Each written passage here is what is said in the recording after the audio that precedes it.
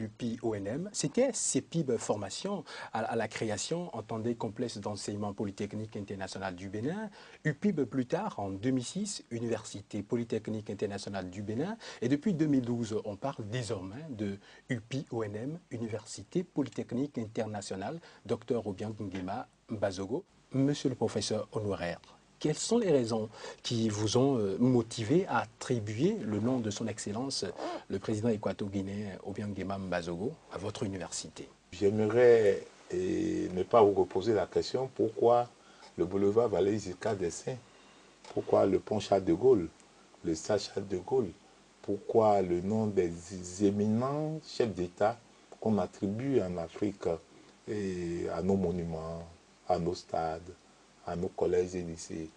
Lorsque nous sommes nés en Afrique, il faut essayer de voir ce que ces panafricains hors pair ont pu faire pour leur pays et pour l'Afrique.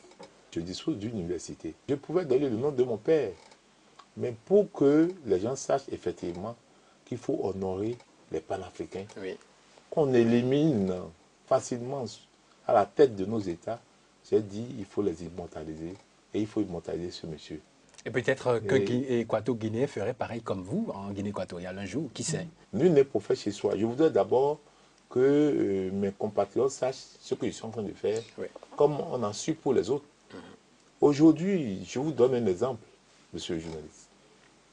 Malgré tout ce que Kadhafi, le président Kadhafi a fait pour l'Afrique et le monde, vous pouvez me dire où on peut pouvoir référencer ce monsieur en Afrique? Il n'y en a pas pour le moment. Il n'y en a pas. Or, pourtant, il a fait beaucoup. De ce panafricain Obiang Nguema qui a su faire beaucoup pour son pays. Et le conseil académique et scientifique de mon université a décidé de voir ce qu'il faut faire. Je leur ai posé le problème. Et c'est ainsi que nous l'avons choisi dans le cadre du développement socio-économique de son pays. Parce que nous voulons limiter. Et vous l'avez distingué au rang de docteur honoris causa? Nous l'avons distingué au rang du docteur honoris causa. Et nous voulons lui faire ça ici au Bénin. Il a dit non. Je préfère, si vous voulez me faire ça, venez me faire ça devant mon peuple, devant le gouvernement, les membres du gouvernement, devant l'Assemblée nationale, les grandes institutions, les membres du corps diplomatique. Et c'est ce que nous avons fait en 2012, en novembre 2012, à Sipopo, à Malabo. Alors vous avez choisi reconnaître des mérites à vos pères africains de leur vivant, au lieu d'attendre qu'ils meurent pour faire des décorations à titre posthume.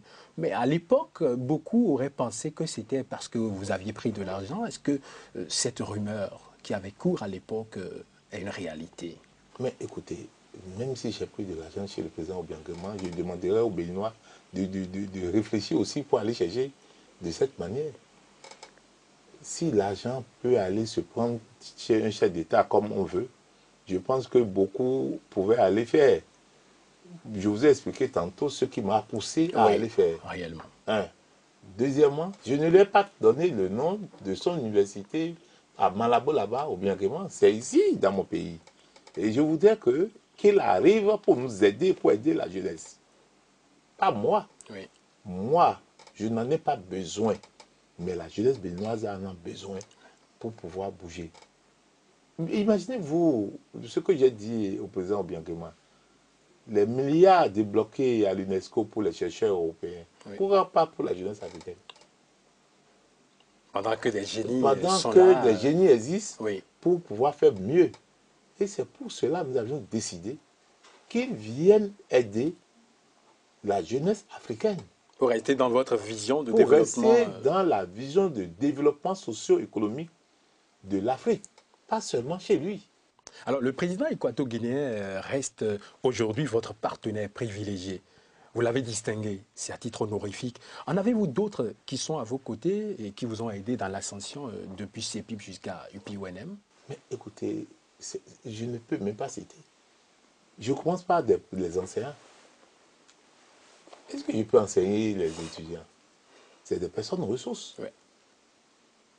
Je commence par vous, même là où vous êtes aujourd'hui, parce que ce que vous venez de dire, de CEPIB formation en passant par UPIB, UPI-ONM, ça veut dire que vous avez fait une recherche sur ce que nous avons fait. Vous avez pu, je viens d'entendre ce que j'avais fait et j'ai oublié, je viens d'entendre ici même. Vous le méritez. Alors, pour en parler, continuer à discuter donc de vos mérites au plan national, dans la sous-région également, on prend une pause et on revient en parler. L'Université polytechnique internationale Obiang Nguema Mbasogo exprime sa reconnaissance à l'endroit de ses partenaires qui l'ont accompagné à la réussite. L'Université de Pau et des Pays de l'Adour en France, l'École supérieure de gestion et d'expertise comptable Paris-France, l'Université de Californie Riverside, la Faculté des sciences économiques et de gestion FASEG au Bénin, l'Université catholique de Lille en France, la Banque Atlantique Bénin. Monsieur Kakaï, nous vous savons très convaincu de ce que les principes solidaires appliqués à l'éducation débouchent sur le développement socio-économique durable. Nous irons donc à la découverte de vos projets porte-bonheur.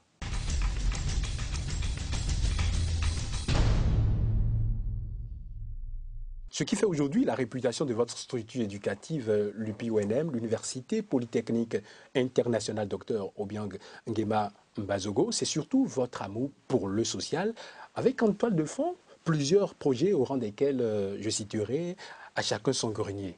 Quelle est cette initiative et de quoi est-ce qu'elle regorge? C'est du social. Plus il y a le social qui est ancré vers l'économique, ça crée une solidarité agissante vers le bas. Il y a de cela 20 ans, en 1997, avec l'École supérieure de commerce de Toulouse, avec l'Université catholique de Lille, on faisait nos masters à 2 millions de francs. 2 millions de nos francs CFA. Et qui payait ça? Et les étudiants béninois et africains. Ils payaient sans problème? Sans problème, et nous avions commencé. Mais on avait une vingtaine, une trentaine qui démarraient ces masters avec nous. Mais aujourd'hui, le dixième, on ne paie même pas le dixième des 2 millions, c'est-à-dire moins de 200 000. On suit les mêmes cours, et en plus de ça, on a encore un ordinateur de haut de gamme. Alors, de la première année en année de master, on suit les coûts à ce coût dont vous parlez. Bien sûr, c'est une autre forme de développement, une autre action politique, socio-économique qui permet à nos concitoyens d'évoluer dans notre cas de pauvreté. Ce ne sont pas des problèmes politiques, mais c'est des problèmes de développement socio-économique. Il s'agit de regrouper les ménages et que cette confiance existe et automatiquement, nous aurons un ménage et son grenier. Mais quel est mon objectif? Ça veut dire que les centres communautaires d'action sociale que j'aurai à créer dans les 77 communes, automatiquement, je peux affecter mes ingénieurs en agronomie pour renforcer les producteurs. Je concilie le social par l'économie grâce à l'éducation. Vous êtes tellement riche en expérience. Si nous vous invitions pour nous pencher sur votre profil d'écrivain, l'accepteriez-vous? Non, moi j'accepterai parce que c'est grâce à ma capacité managériale, ma capacité informatique, ma capacité de faire bouger les choses, la logique d'information, c'est ça que j'ai appliqué au management entrepreneurial pour atteindre. Alors, nous pourrons déjà anticiper pour vous dire merci. Chers téléspectateurs, nous vous savons gré d'être restés tout oui à nous suivre durant près d'une demi-heure, consacrée à l'Université polytechnique internationale Dr Obiang Nguema Mbasogo, UPONM, une référence à l'international. Et nous l'avions reçu pour ce tout premier numéro de votre émission sur les sentiers de la réussite. Le fondateur de cette université, M. Valé Kakaï, qu'on ne présente plus, il est aussi le président de la Commission de l'éducation et des affaires sociales au Conseil économique et social du Bénin. Il a été aussi distingué par l'International Youth Fellowship en tant que l'un des acteurs les plus influents de l'éducation au monde. Sachez que deux choses donnent du sens à la vie, l'amour et les livres. Le rendez-vous est donc pris pour le deuxième numéro de votre émission. Nous parlerons à fond du tout premier livre de notre invité. Il est intitulé « Concilier l'économique et le social par l'éducation ». Walt Disney disait « La seule voie pour démarrer un jour est d'arrêter de parler et de commencer à faire ». Ensemble avec vous, nous avons démarré aujourd'hui sur les sentiers de la réussite. À bientôt. Merci.